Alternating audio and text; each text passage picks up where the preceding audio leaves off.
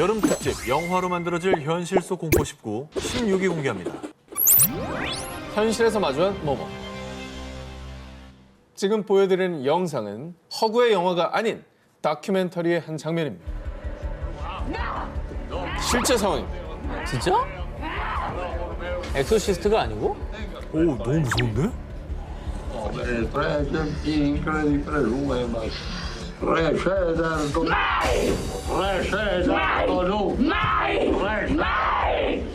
악령에 쓰여 괴로워하는 여성과 그 악령을 퇴치하기 위한 구마의식. 뭐 영화의 한 장면 같지만 이는 실제 상황. 악령을 퇴치 중인 사람은 가브리엘 아모스 신부로 로마 교구가 인정한 공식 엑소시스트입니다. 근데 아까 그 여자분이 내는 소리가 여자가 내는 소리 같지가 않았어요. 일부러 막 한 거 같잖아. 악령이 쓰인 여성 로사. 그녀는 2012년 갑자기 격렬을 일으키더니 늑대처럼 으르렁거리며 바닥을 기어다니기 시작했는데요. 여러 병원을 전전했지만 소용이 없자 마지막으로 찾아간 이가 바로 유명 엑소시스트인 아모스 신부였습니다. 자, 그렇게 시작된 아모스 신부의 퇴마. 2016년 그 생생한 현장을 카메라로 포착, 다큐 영화로 제작됐습니다. 이 남성 두 명이 쉽게 제지를 할 수가 없어요.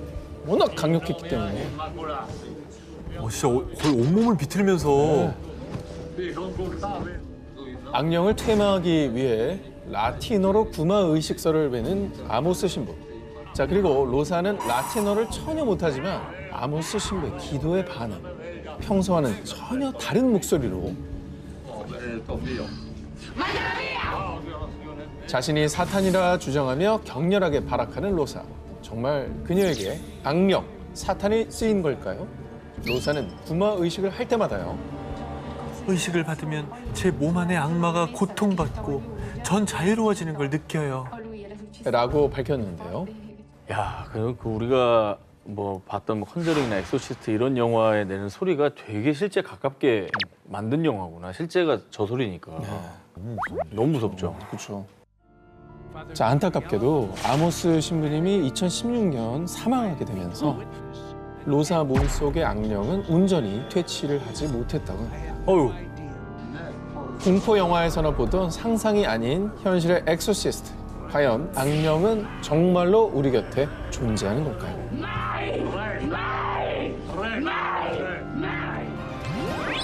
사람을 조종하는 모모. 2015년 9월 한낮의 파리. 관광객으로 보이는 한 노인이 길을 가던 두 여성에게 다가갔습니다. 아이고 힘들어라. 아이 저기 길 좀 물읍시다. 노인의 물음에 친절하게 대답해준 여성들. 그리고 얼마 뒤. 지갑 갖고 있지? 당장 내놔. 뭐야? 할머니가 강도였어요? 같은 할머니가? 길 물어보더니 강도예요? 자, 그런데 정말 이상한 건요. 피해자들의 반응이었습니다. 지갑이요? 여기 있어요. 현금이 얼마 없잖아. 계좌 비밀번호 뭐야? 비밀번호 1, 2, 3, 4. 여성들은 이 노인과 일면식이 없는 사이인데도 불구하고 노인의 요구대로 순순히 금품을 주고 계좌 비밀번호를 알려주었습니다. 뭐야? 할머니가 혹시 뭐 주술 같은 거 걸었어요? 노인은 지도를 가리키며 길을 묻는 척하면서 여성들이 지도를 보려고 집중하는 그때 여성들의 얼굴에 마약 가루를 불어버린 겁니다. 와, 여기다가 가루를 놨다가? 악랄하다 악랄해. 이거 영화로 만들면 대박이다. 여성들이 흡입한 건 스코폴라민이라 불리는 마약, 일명 악마의 숨결. 이 스코폴라민은 소량만 흡입해도 강력한 환각작용을 유발, 와. 무능력, 무의식, 무저항 상태가 되는데요.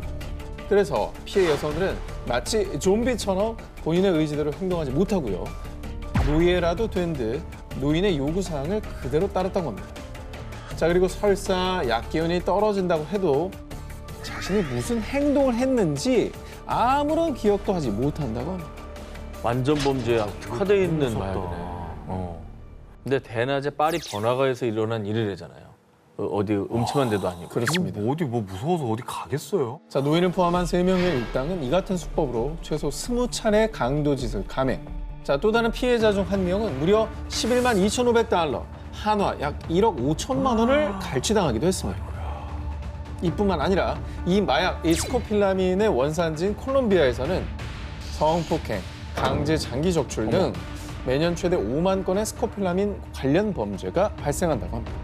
순식간에 사람을 좀비, 노예로 만드는 무서운 마약, 악마의 숨결. 공포 그 자체인 이 마약은 영화 속에서나 일어나는 허구가 아닌 무섭고 끔찍한 현실이었습니다. 1984년 미국 플로리다주 템파. 17세 소녀 리사 맥베이는 홀로 귀가 중이었습니다. 그런데 소리 지르면 죽여버리겠어. 조용히 따라와. 맥베이를 납치한 남자. 그리고 납치범은 맥베이를 성폭행하고 고문. 맥베이가 처한 현실은 지옥보다 더욱 끔찍했습니다. 아저씨, 우리 아버지가 많이 아프신데 간호할 사람이 저밖에 없어요. 아저씨, 원래 좋은 사람이죠? 저 풀어주시면 제가 여자친구가 돼드릴게요. 사실 맥베이는 부모에게 버림받고 할머니와 살고 있었지만요. 납치범의 동정심을 유발하고 간곡하게 설득했습니다. 그리고 그 결과 맥베이를 다시 풀어준 납치범. 정말 다행히도 맥베이는 납치 26시간 만에 무사히 집으로 돌아올 수 있었습니다. 어우, 정말 다행이네요. 불행 중 좀 다행이네요, 진짜. 마음이 바뀌었나 봐요, 그죠? 일단 설득하는 그게 성공을 한 거네요. 뭐 양심은 남아 있었나 보죠. 그러니까. 과연 그럴까요? 풀려난 맥베이는 경찰에 신고. 그리고 12일 뒤 맥베이를 풀어줬던 그 납치범 바비 조롱이 경찰에 체포됐습니다. 납치범의 정체가 밝혀지자 미 전역의 언론이 대대적으로 보도. 사람들은 충격에 빠졌습니다. 왜요, 왜? 뭐 유명인이에요? 납치범 바비 조롱의 실체. 최악의 살인마. 플로리다 연쇄 살인범 체포. 바로 8개월간 무려 10명을 살해하고 최소 10명을 성폭행한 악마. 연쇄 살인범이었던 겁니다. 정말 호랑이한테 물렸다 살아난 거예요. 진짜. 끔찍해. 우와, 완전 소름이다. 그 맥베이도 죽기 직전이었네요. 죽기 직전에 기질을 발휘한 거예요. 그러니까 나중에 맥베이 씨가 이걸 알고 얼마나 진짜 가슴을 쓸어내렸을까요, 진짜. 이후에 자록한 연쇄 살인범 바비 졸롱은 사형됐습니다. 부디 맥베이가 영화보다 끔찍한 현실에서 벗어나 상처를 회복했길 바랍니다. 아이고, 진짜, 어우, 저 악몽을 좀 잊으셨으면 좋겠습니다. 정말 다행이지만 저 여자분은 트라우마가 생겼을 거예요. 엄청 생겼지. 네. 엄청 생겼지. 그렇지. 길에서 사람 만날 때보다 얼마나 너무 무섭죠.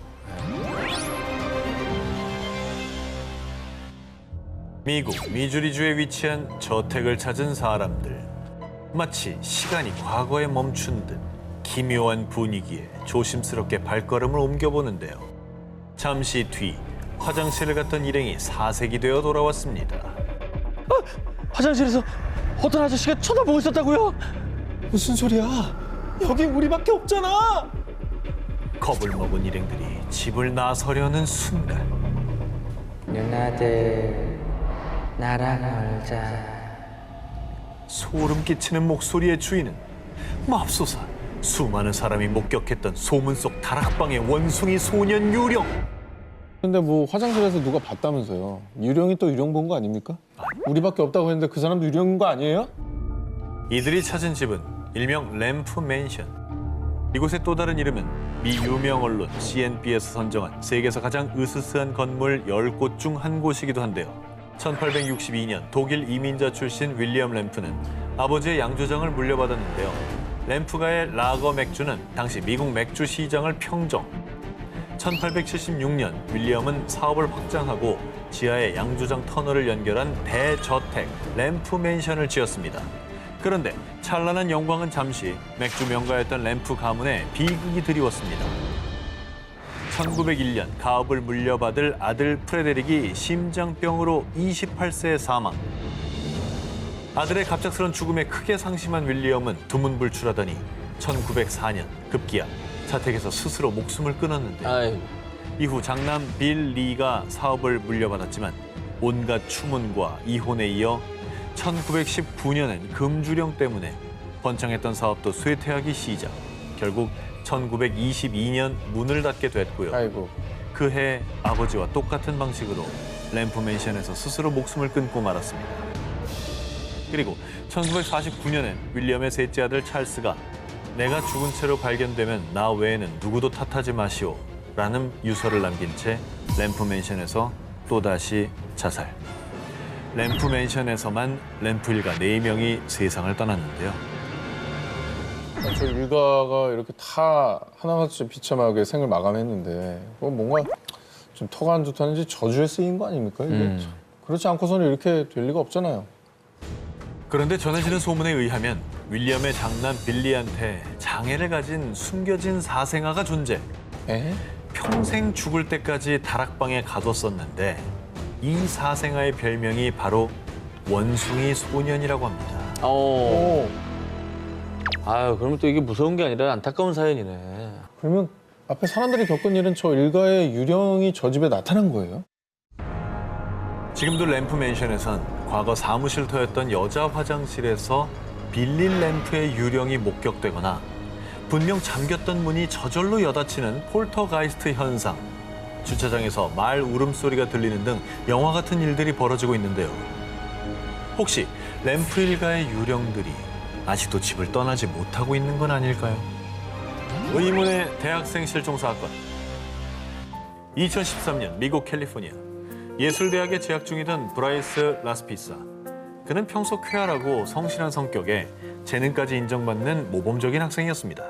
그런데 어느 날부터 브라이스는 공부에도 손을 떼고 밤낮이 바뀐 채 생활하며 매 순간 딴 생각을 하는 듯 불안 증세를 보이기 시작했는데요.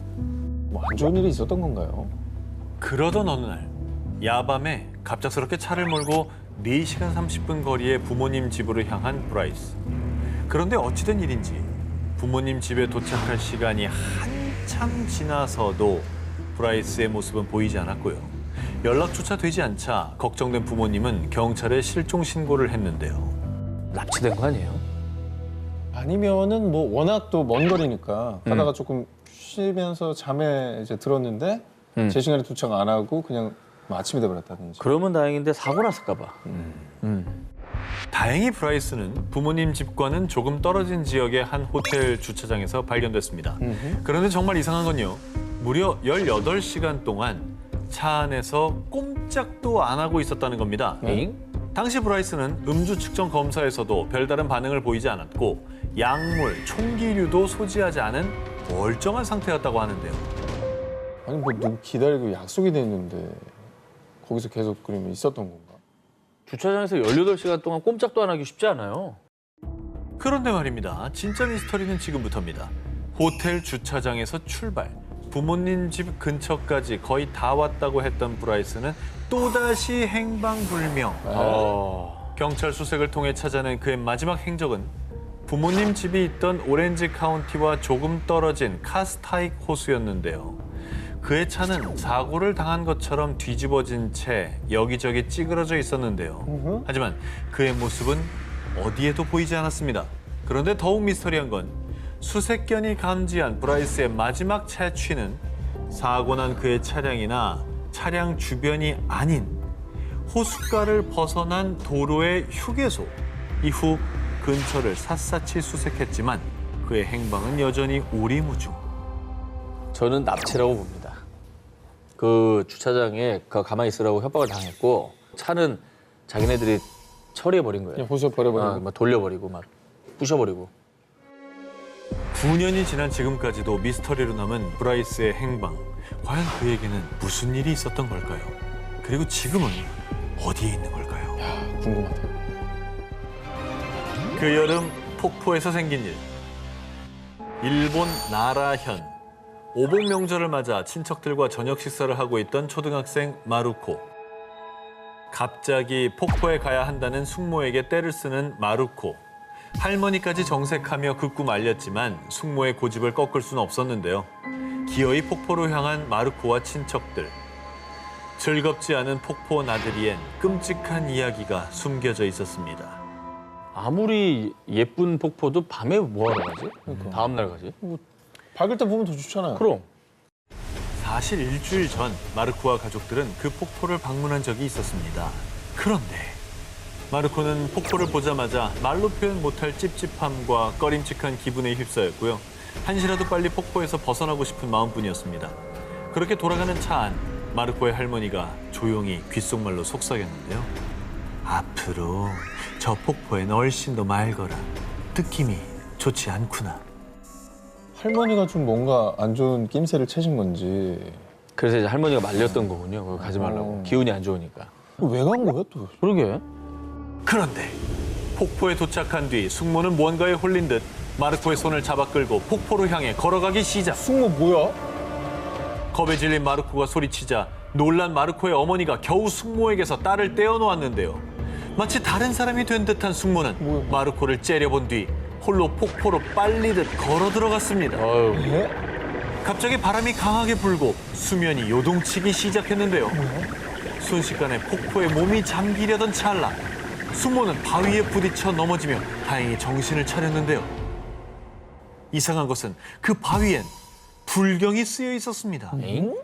숙모가 넘어진 장소는 과거 한 불귀의 객이 스스로 목숨을 끊은 곳이라는 것.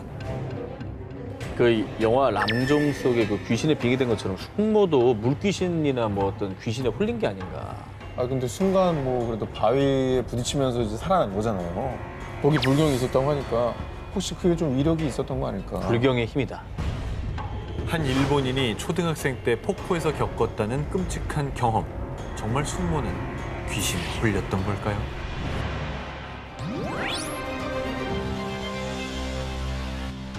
칠흑 같은 어둠 속 일본 아오모리현에서 차를 타고 어디론가 향하는 세 사람. 저기 있다! 저 낡은 문이랑 해골 모양의 돌! 스기서와 마을이 분명해! 일본 아오모리현 어딘가에 존재했다가 자취를 감춘다는 전설 속 스기사와 마을을 찾고 있었던 건데요. 스기사와 마을은 지도에서조차 존재하지 않는 곳으로 2000년에 한 일본 방송에 소개된 이후 세 사람은 호기심에 직접 스기사와 마을을 찾아 나섰던 겁니다. 그런 데가 있어요? 근데 저기 갔다가 못 돌아오면 어떡하지? 하지만 마을을 찾아냈다는 기쁨도 잠시, 막상 도착하니 아이아는 알 수 없는 공포에 사로잡혔는데요. 기묘한 분위기를 풍기는 폐가에 들어가자 소스라치게 놀란 세 사람. 이들이 마주한 것은 벽을 온통 채운 빗자국들. 그리고 아이아는 수많은 시선이 지켜보는 듯한 기운에 온몸에 소름이 돋았고요. 심상치 않음을 느낀 세 사람은 마을을 빠져나가기 위해 있는 힘껏 달렸습니다. 자, 그런데 이상한 것은 아무리 뛰어도 마을을 빠져나갈 수 없었다는 건데요. 와. 아야는 우여곡절 끝에 차를 발견해 서둘러 차에 시동을 걸었지만 아무리 걸어도 시동이 걸리지 않는 차. 바로 그 순간. 창밖에 여기저기 널려있는 피투성이의 손들. 소름 끼치는 손들은 아야가 타고 있던 차를 흔들어댔습니다. 전해지는 바에 따르면 세 사람은 다신 볼 수 없었다는 거예요. 아니 근데 존재하지도 않는다면서 이 스기사와 마을은 왜 이렇게 무서운 전설이 있는 거며 그 사람들은 진짜 어떻게 된 거며 너무 궁금합니다. 일본에서 전해지는 바에 따르면 과거 아오모리현에 코스기라는 마을이 존재했었는데요. 이 마을의 또 다른 이름이 스기사와 마을. 자, 그런데 1938년 이 스기사와 마을에서 한 청년이 귀신에 홀린 듯 도끼를 휘둘러 주민들을 모조리 살해요. 이후 청년은 스스로 목숨을 끊었고요. 폐허가 된 스기사와는 지도에서도 영영 사라졌고 악령이 깃들어 시간의 왜곡 속에서 존재했다가 사라졌다는 괴담이 전해져 오고 있는 겁니다. 아, 이게 그러니까 실화인지 괴담인지도 모르는 약간 그 증명되지 않은 전설 같은 뭐 이런 거네요. 부전으로 넘어오다 보니까 이제. 예. 일본인들이 믿어 의심치 않는 스기사와 마을. 이곳은 정말 사라져버린 전설의 마을인 걸까요? 호텔이 알고 보니 뭐뭐. 이번 소개할 특종의 배경은 미국 시카고의 월드페어 호텔이라는 곳인데요. 유령 호텔 식상합니다. 저런 그림으로 보여주는 거 보니까 지금 시카고에는 없는가 보죠. 뭐 식상하다 말씀해 주셨지만 그냥 일반적인 호텔이 아닙니다. 이 호텔의 정체를 알게 되면 아마 경악을 금치 못하실 텐데요. 영화보다 더 공포스럽고 끔찍한 월드페어 호텔의 실체 지금부터 알려드리겠습니다. 의과대학을 졸업한 헨리 하워드 홈즈가 1889년 27세의 나이로 직접 설계한 월드페어 호텔. 그런데 자꾸만 사람들이 소리 소문 없이 사라져요. 당시 시카고에서는 3년 동안 수백 건의 실종 사건이 발생. 이를 이상하게 여긴 경찰은 수사를 시작했는데요.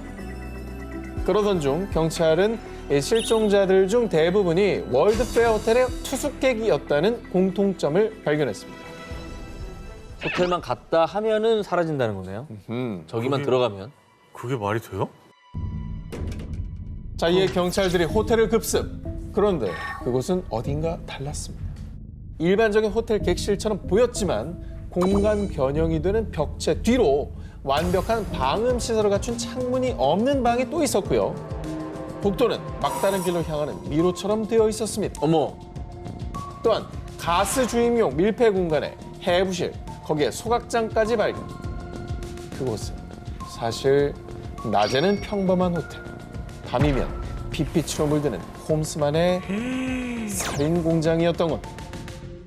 와, 자기만의 무슨 덫을 만들어 놓은 거네요, 그 그냥. 미로서로 그 안을 다 꾸며 놓은 거예요. 그러니까 호텔이 무서운 게 내가 저 집 구조를 모르잖아. 모르지. 사실 그는 미국 최초의 연쇄 살인범으로 알려진 인물. 와, 홈스는 호텔 투숙객들을 밀실로 끌고 와 온갖 보험 서류에 서명하게 한 뒤 가스실에서 살해. 이후 시신은 해부용으로 의과대학에 팔며 이중으로 돈을 벌었는데요. 당시 이 괜찮은 시신 표본을 얻기 어려웠던 의과대학은 단순히 무연고자 시신이라고 생각, 별다른 의문을 제기하지 않았던 겁니다. 와, 이게 진짜 현실이야. 진짜 시나리오 같다. 이게 현실이었다고. 이게 현실이었다는 게 정말 끔찍한 거야. 그리고 저희 옛날에 우리 공포 영화에서나 보는 내부가 변경된 구조의 건축물이 실제 하고 있었다는 게 너무 충격적인 거예요. 그렇죠. 결국 홈스는 1896년 살인 혐의로 사형을 선고받았는데요. 그가 자백한 살인사건만 27건. 하지만 사람들은 수백 건에 달할 것이라고 추정하는데요. 극악무도한 연쇄살인범에 의해 지어진 살인공장 월드페어 호텔. 영화보다 잔혹하고 공포스러운 현실 이야기였습니다. 지하실 속 모모로 가는 문. 2011년 11월 미국 인디애나주 게리. 새 집으로 이사온 에먼스 가족은 잔뜩 들떠 있었는데요. 엄마, 이 방은 제가 쓸게요. 엄마, 이번 집은 마당이 있어 너무 좋아요. 그렇게 에먼스는 새 집에서 가족들과 함께할 행복한 미래를 꿈꿨습니다. 그런데 말입니다. 아무도 TV를 켠 적이 없는데 대체 어떻게 된 일이지? 주변에 개 키우는 사람도 없던데 대체 어디서 들리는 소리지? 이뿐이 아닙니다. 갑자기 문이 저절로 닫히는가 하면 소리 없이 열리기도 하고요. 누군가 쉼 없이 노크를 하기도 했는데요. 심지어 탁자 위에 있던 물건이 마치 누가 던지기라도 한 것 마냥 날아가기까지. 오, 폴터가이스트. 일명 폴터가이스트 현상이 일어나는 집. 그 집엔 에먼스의 가족 외에 또 다른 누군가들이 살고 있는 게 분명했습니다. 영화 디 아더스 그 내용이네요. 난 기생충이야. 아, 그건 사람이 하는 거고. 여긴 사람, 저긴 유령. 여긴 유령이고. 전 사람이라 봐요. 정말 유령의 소행일까요? 그 집에 이사 온 뒤부터 에먼스의 가족들은 갑작스레 신장 감염 등 온갖 질병을 앓을 뿐만 아니라요. 악마들이 내 귀에 대고 노래를 속삭였어요. 우리는 크고 검은 괴물도 봤어요. 그것들은 분명히 악마였어요. 내 아이들을 조종했다고요. 이 집은 악마가 들끓는 집이에요. 에먼스의 가족은 이상한 일이 특히 많이 벌어진 곳, 집 지하실을 악마의 기지, 지옥으로 가는 문이라고 불렀습니다. 와, 우리 집이 그렇다면 진짜 끔찍한 거잖아요. 악마? 봤대잖아, 검은 걸. 에먼스 가족의 집에 출동한 경찰도 처음엔 가족들이 거짓말하는 거라고 의심했습니다. 계속해서 움직이는 누군가의 그림자와 의문의 목소리, 그리고 집에 묻어난 기름 같은 것을 만졌더니 뭐야? 손가락이 마치 화상 후 물집처럼 하얗게 변해버리는 등 어디가? 오싹하고 소름 돋는 현상들을 마주했고요. 아, 새끼손가락? 당시 촬영한 주택 사진에는 유령의 모습이 찍혀있기까지 했습니다. 아우 저거 이상하다. 아우 씨. 마네킹 아니야? 저주 인형 아니야 저거? 아우 저기 너무 선명하게 찍혔는데. 왜 저렇게 시켰지? 결국 에먼스 가족의 집에서 퇴마 의식이 3차례나 진행됐지만 아무 소용없었고요. 결국 에먼스와 가족은 불과 반년 만에 도망치듯 이사를 나와야 했습니다. 악마의 집, 지옥으로 가는 문 이렇게 불리던 그 집은 얼마 뒤 미국 기현상 리얼리티 쇼의 진행자 잭 바겐스가 구매. 그 집에서 일어난 실화를 바탕으로 한 영화 촬영을 위해 2016년 비로소 그 주택을 철거했는데요.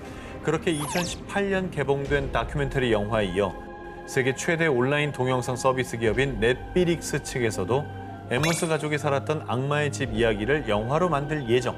2022년 현재 촬영 진행 중이라고 합니다. 진짜 영화로 만들어질 현실 속 공포 얘기.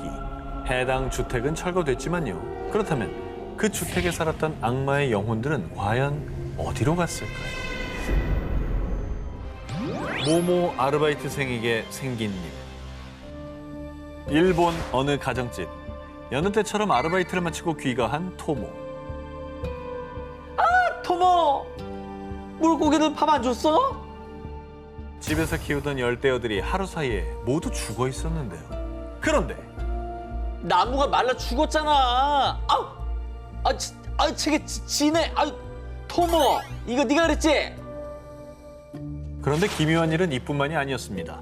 석 달 전부터 아르바이트를 시작한 뒤 토모의 온몸에 심한 발진이 생겼고요. 고양이가 그를 피하기 시작. 더욱 기이한 것은 아빠, 요즘 새벽부터 어딜 다녀와? 손톱에 흙 좀 봐. 내가 그랬다고? 난 그런 적 없는데. 토모의 아버지가 매일 새벽 3시만 되면 잠옷바람으로 어딘가 나가서는 온통 흙투성이가 돼서 귀가. 하지만 이상하게도 아버지는 이를 전혀 기억하지 못했습니다. 그리고 어느 날은 함께 사는 어린 조카가 배를 쥐어뜯다가 피투성이가 되는 일까지 발생. 뭐야? 또 한 가지 이상한 일은 그 무렵 토모는 매일같이 똑같은 꿈을 꿨는데요. 한 번도 본 적 없는 7명의 사람이 토모를 내려다보며 고개를 내젓는 기묘한 꿈이었습니다. 아우 기분 나빠. 아니 아까 아르바이트 시작하고 발진이 생겼다고 했잖아요. 그 아르바이트 다니는 데가 뭐가 문제가 있는 데인가? 하도 주변에 이상한 일이 생기자 토모는 친구의 도움으로 점을 보게 됐는데요. 그런데 당장 그 일 때려쳐. 그 저주는 주변 사람들한테 돌아온다고. 사실 토모가 하는 아르바이트는 저주 대행 아르바이트. 에이그 저거 있다고 그랬잖아. 우리 소개했잖아. 특히 부두교 계열의 저주로 의뢰인에게 저주 대상자의 신체 일부를 받은 뒤 부두 인형에 집어넣고 주문을 외우며 바늘로 찌르는 일이었습니다. 그런데 무속인에 따르면 저주가 나쁜 기운을 몰고 왔으며 특히 부두 계열 저주는 본인보다 주변인들에게 악영향을 준 거라고 말했는데요. 그리고 꿈속에서 본 7명은 토모의 조상신이었다고 합니다. 그래 고개 가로저었다 그러잖아요. 그런 일을 왜 하냐. 그거 아니다. 좀 안타까워서 그죠? 이후 아르바이트를 그만두자 토모 주변에 일어났던 기묘한 일들은 모두 사라졌는데요. 그런데 토모 가족이 오복명절에 성묘를 갔더니 무덤 속에 묻혀있던 조상의 관이 흉측하게 파헤쳐 있었다고 합니다.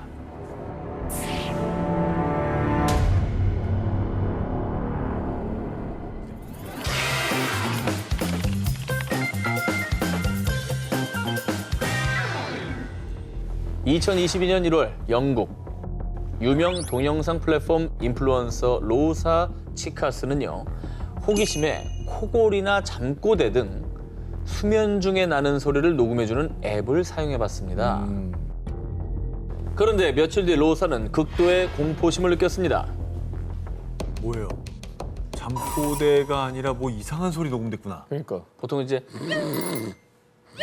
이런 것만 녹음이 돼야 되는 거. 아니면 이상한 뭐 말소리를 귀신 소리, 허허. 요령 뭐 이런 게 뭐 이런 거. 들어가 있을 수도 있죠. 오호. 아니면 자면서 귀신이랑 대화했나? 네. 아닙니다. 앱에 녹음된 끔찍한 소리입니다. 나는 네가 너무 싫어. 네가 죽었으면 좋겠어. 뭐야? 로사를 저주하는 누군가의 목소리가 담겨져 있었던 겁니다. 심지어 정체불명의 그 저주는 녹음을 한 4일 내내 매일같이 녹음됐습니다. 우와, 어우, 소름 끼쳐. 밤마다 잠든 자신에게 저주를 퍼붓는 이가 누군지 로사는 그 목소리의 정체를 밝히기 위해서 침실에 카메라를 설치했습니다. 그리고 밤새 카메라에 포착된 소름 끼치는 진실. 누가 나오긴 나왔어야 돼. 이게 나와도 무섭고 안 나와도 무서운데? 이거 진짜 무섭죠? 누구야? 뭐야? 아니 누가 있었던 거잖아. 카메라에 포착된 정체는 유령이 아니라 로사 남자친구의 엄마였습니다. 한 집에 살면서 로사를 평소 친절히 잘 챙겨주던 사람이었습니다. 그래서 영상을 확인한 로사는 처음엔 남자친구의 엄마가 물건을 찾기 위해 방에 들어왔다고 생각했는데요. 하지만 남자친구의 엄마는 물건을 찾지 않고 오로지 로사의 앞에 서서 중얼중얼 매일 밤 녹음됐던 그 저주의 말들을 퍼붓던 겁니다. 아니 왜? 아이고. 진짜 중요한 거는 다음 날 저 사람은 또 친절히 맞이해줬다는 거예요. 잘 잤어? 아이고야. 밥 먹을래? 그리고 밤에는 제발 죽어라, 제발 죽어라, 제발 죽어라, 제발. 계속 주소를 외웠던 거예요. 이거는 진짜 이해 불가다. 이해 불가지. 이해 불가다. 저런 짓을 하는 사람들이 그렇게 이성적으로 행동했을 사람은 아니에요. 저주의 목소리, 그 정체를 알게 된 로사는 해당 영상을 온라인에 올려서 사람들에게 고민 상담을 했습니다. 영상을 본 대부분의 사람들 역시 그 집에서 나오지 않으면 죽어버리라는 저주를 현실로 만들지도 몰라. 위험해, 당장 도망쳐! 라며 로사를 걱정했습니다. 이건 진짜 끔찍하다. 사람이 더 무섭네. 다시 한번 느끼는데 유령은 사람을 해치지 않아요. 사람이 사람을 해치지. 그래. 너무 무섭다.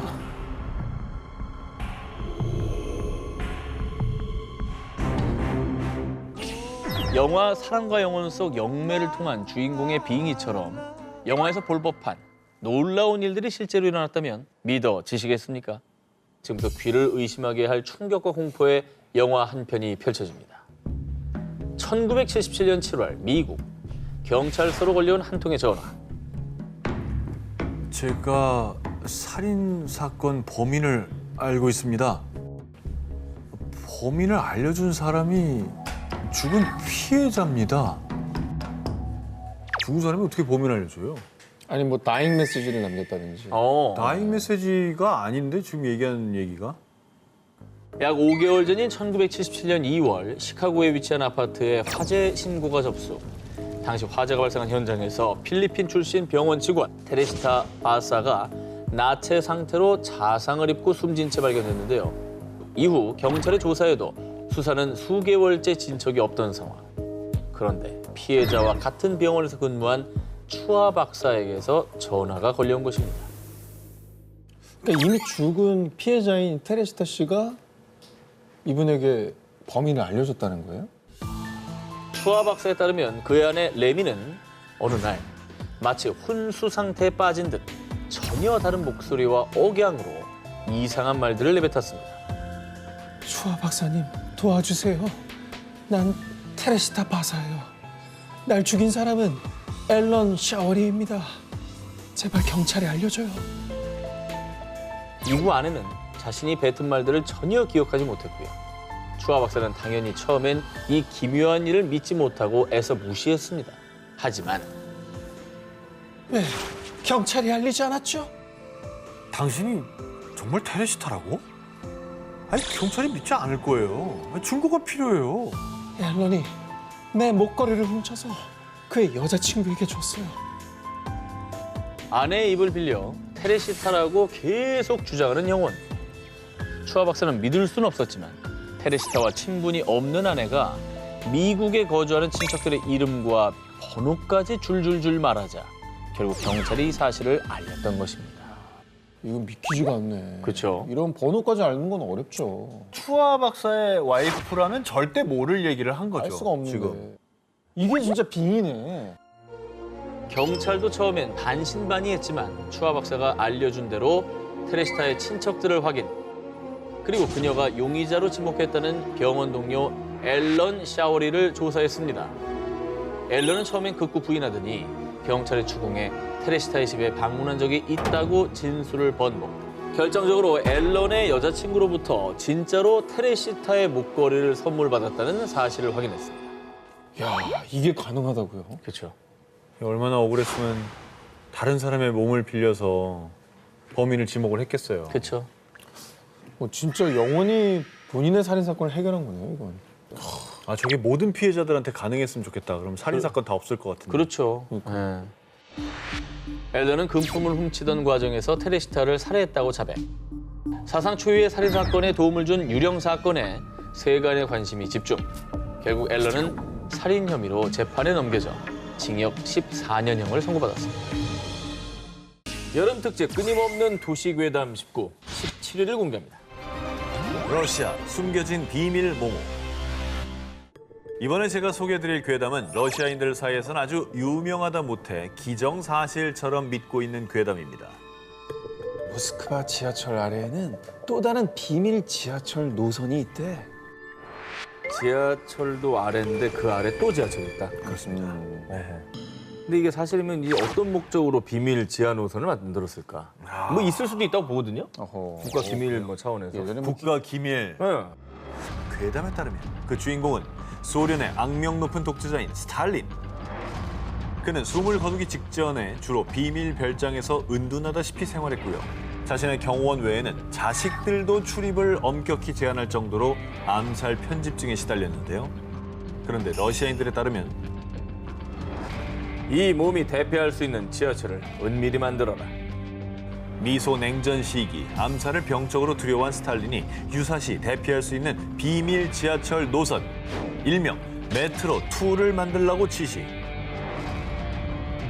이 메트로2는 스탈린의 교회 별장, 국방부, 군사시설, 공항 등 주요 시설들과 연결돼 있다고 합니다.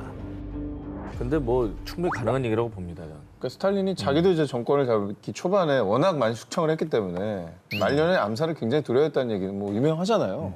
그뿐이 아닙니다. 이 지하 노선이 무려 지하 15층 깊이에 약 15,000명에서 최대 3만 명까지 수용 가능한 지하 도시, 일명 라멘키로 이어진다는 괴담까지 존재했습니다. 일부 엘리트들만 수용하기 위해 개발. 최대 30년 동안 수천 명의 사람이 생활할 수 있게 음식 창고, 발전기, 수면 구역 등을 마련해뒀다고 하는데요. 필요는 하겠지만 또 씁쓸한 게 이게 일부 사람들만을 위한 거잖아요. 그렇죠. 그러니까 뭐 지들끼리 살겠다고 또 이런 거 마련해 놓은 거 보면 정치를 국민을 위해서 한 건 아니지 않습니까? 이게. 그리고 소련 시절부터 지금까지 러시아인들이 이 괴담을 믿는 이유가 있습니다.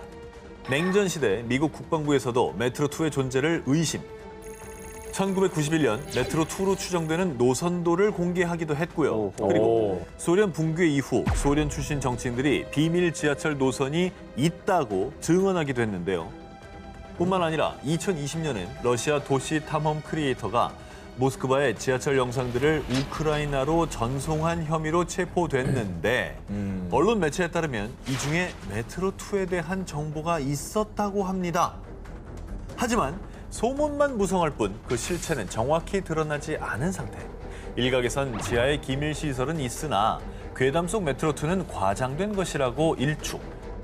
그리고 러시아 당국은 메트로2에 대해 인정도 부정도 하지 않고 있습니다.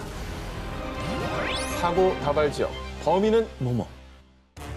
인기 드라마 셜록의 촬영지로도 유명한 영국의 다트모어 국립공원. 광활한 황무지와 푸르른 자연이 어우러져 정말로 이 매력적인 장소지만요. 자, 이곳에 가시더라도 지금부터 제가 말씀드리는 B3212 도로만은 절대로 가지 않기를 바랍니다. 야, 이거 꼭 가라는 말보다 더 무섭네. B3212 완전 기억됐어요, 지금. 이 312만 기억하고 글로 한번 가볼 것 같아요. 자, 다시 한번 강조해드립니다. 절대로 B3212 도로 가시면 안 됩니다. 진짜 나쁜 사람인 것 같은데? 아니, 말 안 했으면 아예 안 갔을 거 지금부터 아니에요. 머릿속에서 B312 도로를 지우세요. 자, 이곳 포스트 브릿지와 투 브릿지 사이의 구간은요. 1910년대부터 이것 때문에 수많은 교통사고가 일어난 사고 다발 구간입니다. 이와 관련된 다수의 목격담도 존재한다고 합니다.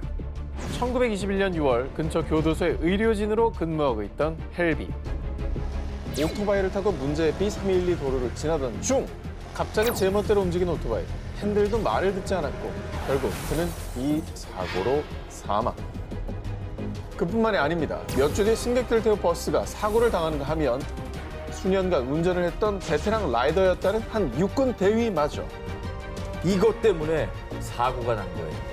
엄청난 힘으로 날 조종했다고요? B312 도로에 갑자기 나타나 운전자들을 위협했던 이것. 그 정체는 뭔데? 바로 그 정도로 뜸들일 정도야? 뭔데? 그 정체는 바로 두 손. 자, 여러 목격담에 의하면요, 이 거대한 털투성이 손이 갑자기 나타나 핸들을 강제로 조종. 진짜? 자, 운전자들이 심하게 방향을 틀거나 비틀거리게 해서 사고를 유발했다고 합니다. 오토바이는 고속에서 핸들을 틀면 무조건 날아가게 돼 있어요. 그치. 조금만한 바꿔도 그죠? 네, 팍 날아가. 이게 그러면 몸이 바이크가- 날아가지. 근데 저게 철투성이 손이 아니라 뭔가를 잘못 보는 거 아닐까요? 저 지점에서만. 버스나 차는 핸들이 실내에 있잖아요. 그러니까 귀신이지. 그냥 갑자기 확 나타난다는 거죠. 귀신이야 귀신. 자유로 귀신 같은 거. 이 털투성이 손의 정체에 대해 괴담은 꼬리에 꼬리를 물고 다양한 형태로 퍼졌는데요. 한편 일각에서는 해당 도로가 가로등이 없는 데다 상당히 좁고 또 예상치 못한 가파른 구간이 있기 때문에 사고가 잦았을 뿐이라는 등 이 사고의 원인을 다양하게 추측하기도 했지만요. 털투성이 손은 여전히 섬뜩한 도시 괴담으로 남아 운전자들을 끊임없이 두려움에 떨게 만들고 있습니다. 아 무섭네. 핸들을 잡고 운전자를 죽음으로 내몬다는 공포의 털투성이 손. 다툼 후에 B312 도로를 지나실 때 이 털투성이 손을 조심하시기 바랍니다. 모모가 단골인 술집. 미국의 대문호 어니스트 해밍웨이가 살아간 휴양지 키웨스트 섬. 이곳에는 해밍웨이의 단골 술집으로 알려진 캡틴 토니스 살롱이라는 유명한 술집이 있는데요.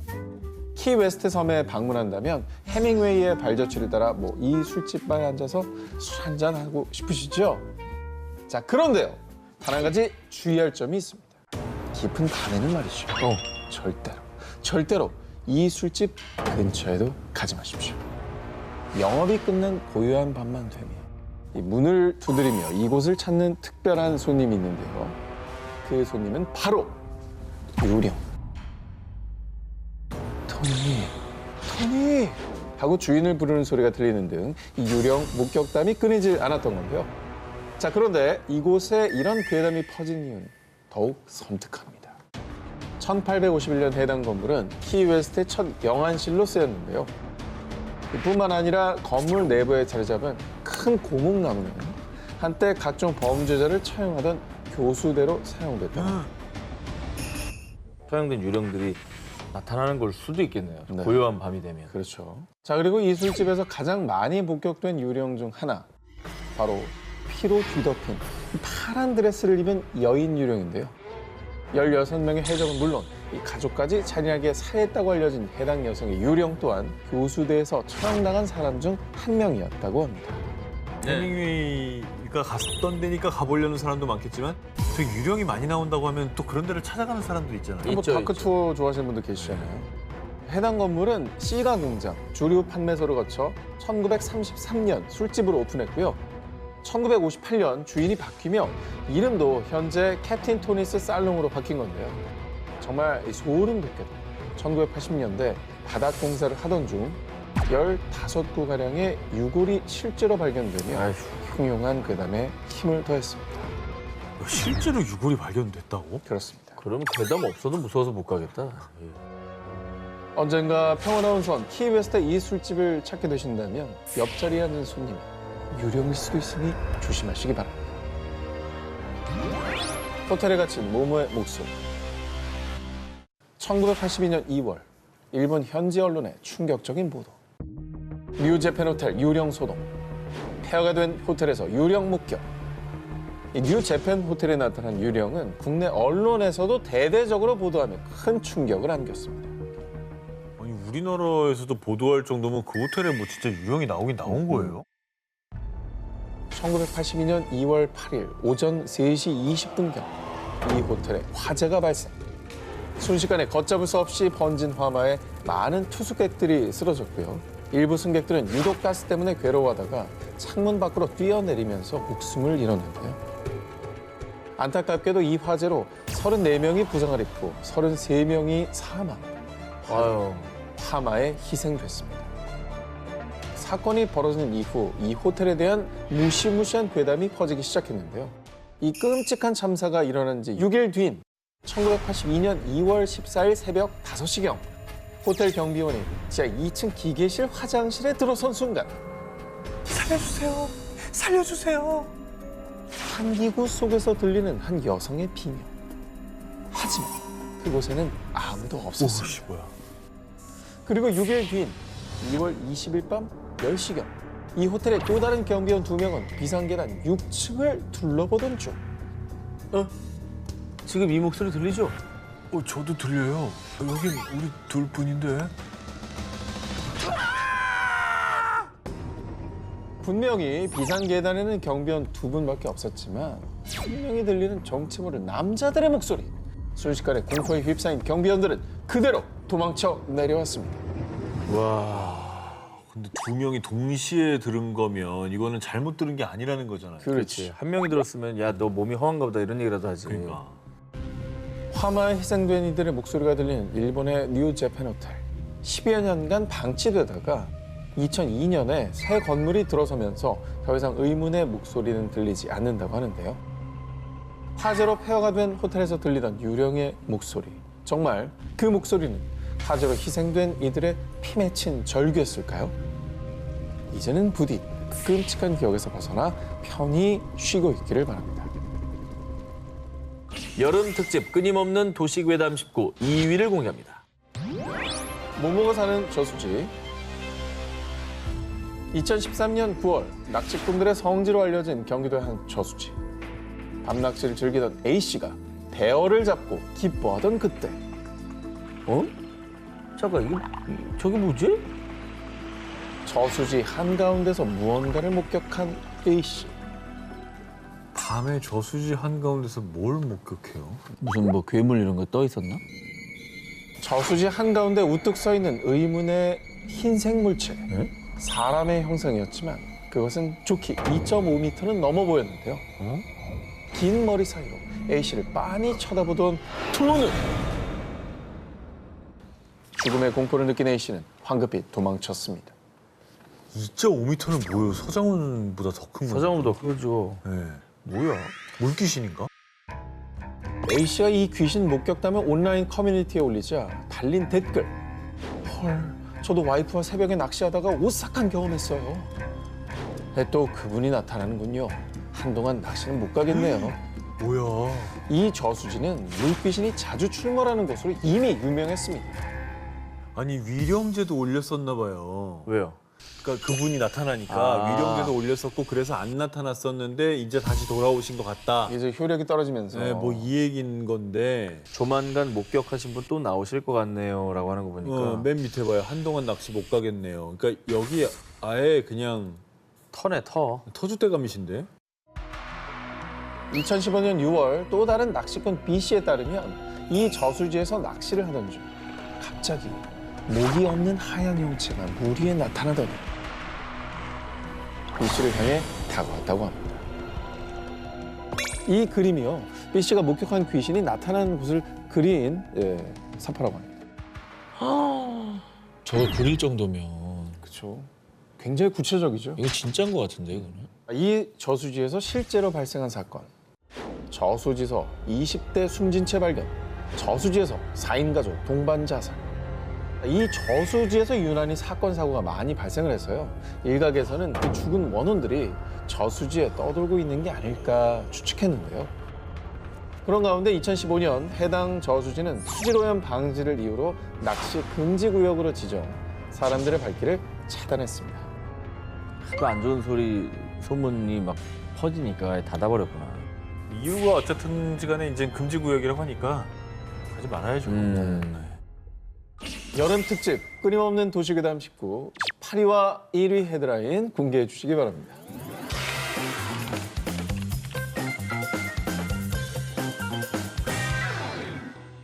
1700년대 초반 조선시대. 당시 사람들을 극도의 공포로 몰아넣은 아주 기괴한 괴담이 있습니다. 아니 옆 동네 박씨 집에서 또 애가 없어졌다며? 아휴, 올해 들어서만 대체 몇 번째야. 아니, 불안해서 애들을 두고 어디 일도 못 가겠다니까. 그 당시 어린아이들이 갑작스레 사라지는 경우가 비일비재했다는 겁니다. 야, 이거 뭐 애들이 납치당한 거예요? 그러니까 그러면? 뭐 인신매매 같은 게 있었나? 아이들이 갑자기 사라진 이유가 무엇이냐? 당시 조선 일대에 파다했던 소문. 사라진 애들은 아주 사악한 주술에 희생당한 거래. 이 사악한 주술, 일명 연매에 관한 이야기는 조선 후기 실학자 성호 이익이 천지만물 등에 쓴 저서 성호사설 제5권에 자세히 적혀 있습니다. 연매는 주로 무당들이 어린아이를 납치하는 곳에서부터 시작. 배가 고파요. 밥 좀 주세요. 납치한 아이는 겨우 명을 붙잡고 있을 만큼만 아주 조금씩 음식을 줘서요. 살이 쪽 빠질 때까지 방치. 그렇게 아이가 바짝 마르다 못해 죽기 직전까지 이르렀을 때 이제 때가 왔군. 아가, 여기 음식 있으니까 마음껏 먹으렴. 맛있는 냄새가 솔솔 풍기는 음식을 넣은 작은 죽통을 아이 앞에 두면요. 굶주림에 잔뜩 시달린 아이는 앞뒤 가리지 않고 죽통 안으로 달려든다는 것입니다. 그리고 아이가 음식을 먹기 위해 죽통 안으로 들어간 바로 그때 날카로운 칼로 아이를 찔러 빠르게 죽인 뒤 아이의 원혼이 밖으로 빠져나가는 것을 막기 위해 곧바로 입구를 봉쇄. 배고픔과 갈증, 원한과 증오로 가득 찬 상태로 죽통에 매어 죽고만 어린아이의 원혼. 그리고 이런 주술 행위를 소위 연매라고 불렀던 것입니다. 너무 살벌하고 잔혹하고. 끔찍한 얘기다. 그러니까 이게 진짜 저서에 남아있는 내용이라는 거잖아요. 실제 있었던 얘기란 얘기죠. 그러니까 왜 한 거예요 이런 짓을? 아하. 괴담에 따르면요, 이 잔혹한 연매는 주로 신기가 떨어져 능력이 없어진 무당들이 사용했다고 합니다. 연매를 한 무당이 동네 부잣집을 돌아다니면서요, 죽통에 가뒀던 원한에 찬 아이의 영혼을 풀어 사람들에게 각종 질병 등을 옮긴 뒤 가족을 살리고 싶은가? 내게 방도가 있네. 대신 그 대가는 두둑이 내놔야 할 걸세. 사람들이 무당에게 병을 낫게 해달라고 빌면 아이의 영혼을 다시 죽통 안으로 유인, 그 질병들을 낫게 했고요. 그 대가로 돈과 곡식 등을 챙겼다고 합니다. 더 나쁘네 더 나빠. 사악하다 진짜. 그러니까 아이를 죽인 것도 모자라서 그걸 이용해서 또 다른 사람에게 고통을 주고 이용을 했다는 거잖아요. 일부 무당들의 삐뚤어진 욕심에 잔혹하게 희생당한 아이의 영혼들은 억울함으로 원귀가 되어 부천을 떠돌았다고 합니다. 알려진 바에 따르면 당시 조선 팔도에 이 끔찍한 연매와 관련된 흉흉한 소문이 확산, 실제로 수많은 아이가 납치, 살해당하는 사건이 발생하자 이 연매를 금지하는 왕명이 내려지기도 했다고 합니다.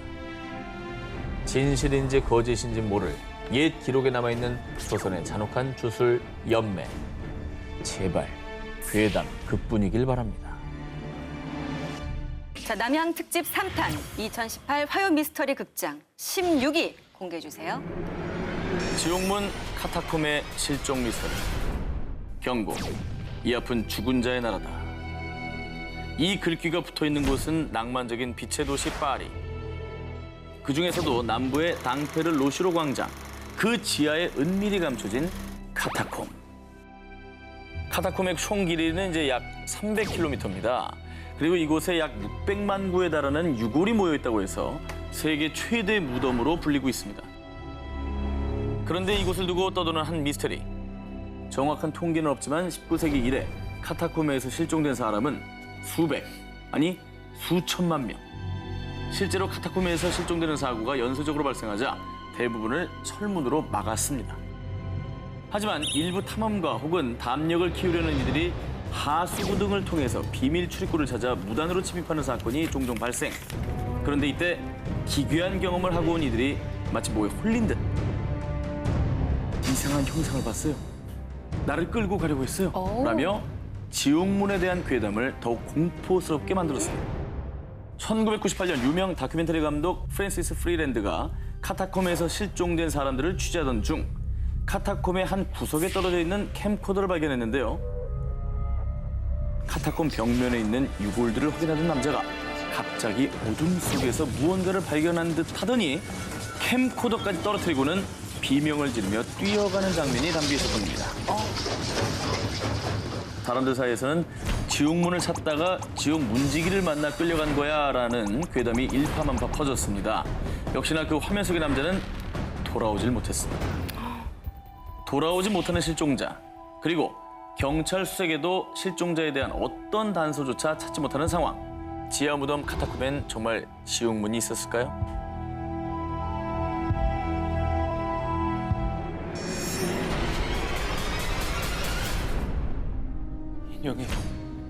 인형이 움직였어.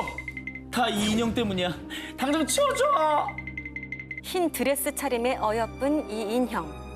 어딘지 모르게 묘한 눈빛이 느껴지지 않으신가요? 실제로 이 인형을 소유한 주인들에겐 어김없이 불길한 일들이 생겼다는데요. 2017년 8월 영국 노폭주에 위치한 킹슬린 지역. 50세 여성 데비 메릭은 중고 시장에서 우연히 이 인형을 발견했는데요. 묘한 끌림에 느껴 5파운드의 인형을 구매합니다. 그런데 이 인형을 사온 뒤부터 데비와 그녀의 가족에게 이상한 일이 벌어지기 시작했는데요. 아스트라리아. 아니, 다리에 왜 이런 상처가 나 있는 거지? 한밤중 남편 카메론에게 생긴 의문의 상처. 마치 무언가에 긁힌 듯한 상처가 선명했는데요. 그런데 그가 주변을 둘러보던 바로 그 순간 그는 기겁하고 맙니다. 왜? 요상한 눈빛으로 자신을 쳐다보고 있는 인형과 눈이 딱 마주쳤기 때문인데요. 그런데 이 미스테리한 현상은 이뿐만이 아니었습니다. 집에서 아무 이유 없이 화재 경보기가 울리는가 하면 모두가 잠든 야심한 시각에 누군가의 발소리까지. 결국 데비는 이 미스터리한 일들이 전부 인형 때문이라고 생각했고요. 박스에 인형을 넣어서 치웠는데요. 하지만 이틀 뒤 아니, 인형 목에 걸려있던 목걸이가 왜 여기 있는 거야? 그렇습니다. 분명 인형은 박스에 넣어뒀는데 인형의 목걸이가 다른 곳에서 발견된 거죠. 움직인다는 얘기야. 이게 에나벨이잖아. 진짜 또 에나벨 나왔네 또. 그녀는 방송사에 자신이 겪은 일을 제보했고요. 결국 영국의 유명 아침 방송에 출연하게 됐는데요. 자, 의자 위에 있던 인형이 오이! 방송 도중에 에이! 의자와 함께 움직이기 시작한 겁니다. 에이! 결국 데비는 인형을 이 경매 사이트에 내놨고요. 영국의 심령 연구가 리 스티어가 낙찰받았는데요. 자, 그런데 여기서 미스터리한 일이 끝났느냐? 심령 연구가 리 스티어가 인형을 집에 들인 뒤 그와 함께 살던 아버지의 팔에도 알 수 없는 흉터가 생겼고요. 이 데비의 가족들처럼 불길한 일들이 벌어지자 또다시 인형을 넘겼다고 합니다. 인형을 소유한 주인들에게 생긴 의문의 상처와 불길한 현상들. 정말 이 인형에 악령이 깃들어 있는 걸까요? 저는 저런 일이 있을 수 있다고 생각해요. 뭔들 안 믿겠습니다. 없을 수 있다. 뭔들 안 있을 믿겠어요. 수 없다고 생각하세요? 아니, 어렸을 적에 검은 폭포의 진실, 노란 바위의 그림 이런 거 못 들어보셨어요? 노란 바위의 그림은 뭐예요? 예. 검은 폭포의 진실부터 한번 풀어주시겠어요? 이렇게 사진 그림을 네. 이렇게 그런 그 벼룩시장 같은 데서 마음에 들어서 산 거예요. 그거를 산 다음부터 집안에 계속 안 좋은 일들만 생기는데 그 집에 아기가 특히 방에서 나오지도 않고 애가 정말 더 실족해지면서 막 다크가 내려오고 잠도 못 자고 영혼이 나간 눈빛이라는 거예요. 그래서 엄마가 왜 그럴까?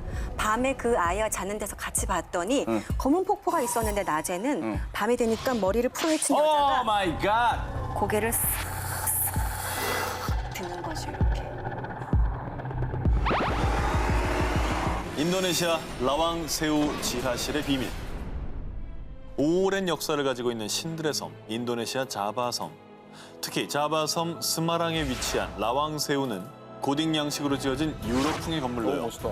과거 네덜란드의 식민 지배 시절 철도 관련 사업을 진행하는 공관으로 사용됐습니다. 그런데 놀랍게도 인도네시아에서도 귀신이 가장 많이 목격되는 곳으로도 유명한데요. 2007년엔 라왕새우라는 제목의 공포 영화까지 만들어졌을 정도입니다. 건물은 굉장히 예쁜데 스토리는 되게 무섭네요. 실제로 2007년에 이곳을 찾은 한 남성이 건물을 돌아다니다가 한 여성과 마주쳤는데요. 그런데 발이 허공에 떠 있잖아. 공중에 뜬 채 피칠갑한 귀신을 목격하게 됐습니다. 근데 여기서 왜 이렇게 귀신이 많이 나올까요? 사연이 있습니다.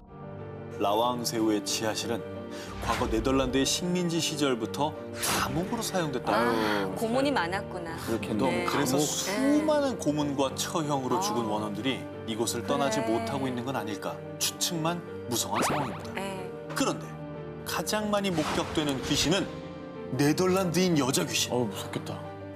원통하다. 원통해. 일본 놈들 때문에 우리 부모님이 죽었어. 1945년 제2차 세계대전 종전 후 당시 이곳을 점령한 몇몇 일본군이 최후의 발악으로 무려 2,000명의 사람들을 학살했는데 이때 당시 식민지인 인도네시아에 거주 중이던 네덜란드 여성들을 데려와 끔찍한 고문과 성폭행을 일삼다 처참히 제일 살해했어요. 나빠, 제일 나빠. 이후 한 맺힌 여성의 원혼이 이 라왕새우를 떠돌며 목격되는 거라고 합니다.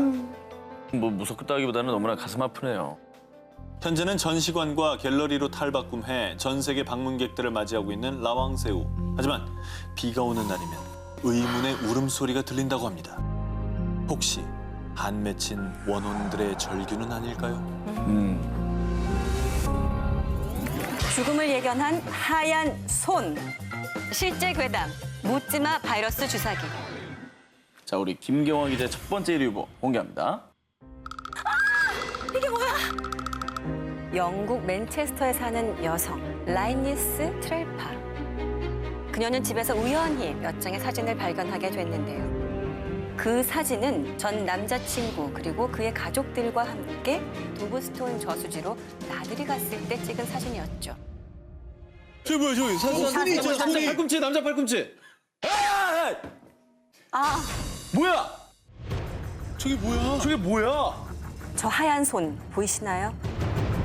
와, 이거 너무 무섭다. 저 여자분 라인니스의 손은 아니죠. 라이니스는 깍지를 끼고 있잖아요. 찍히고 있잖아. 심령 사진이라고 생각한 그녀는요. 이 손은 대체 뭘까요?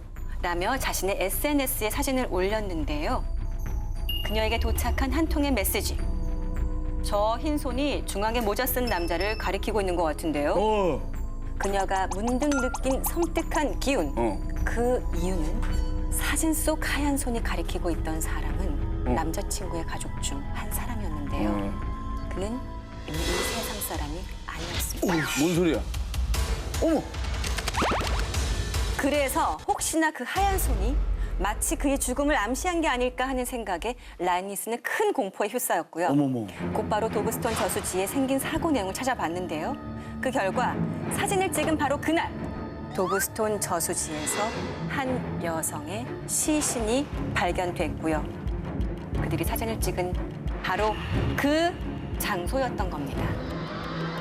그러니까 영화 데스티네이션처럼 저 손이 가리킬 사람을 예견을 한 거 아닙니까? 잡을 것 같이. 낚아채려고 하는 듯한 느낌이 들잖아요.